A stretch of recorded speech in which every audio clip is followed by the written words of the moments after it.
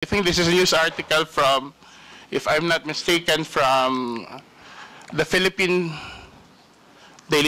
Star, saying basically, according to the spokesperson of the PNP, hindi daw totoo ang nasasabing mass resignation ng mga miyembro ng PNP.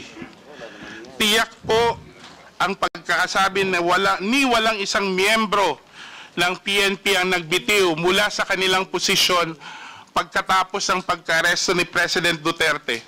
Mr. Chair, this article exactly affirms what I said earlier, that the mass impression of laymen like us, civilians like us, that there were mass resignations. The fact that the PNP... But Madam Chair,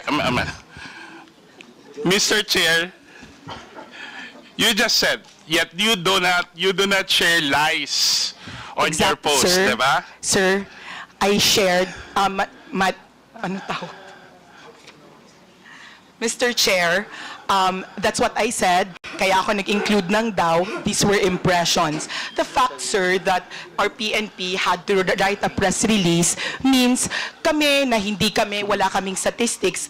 These were the impressions that were coming to us.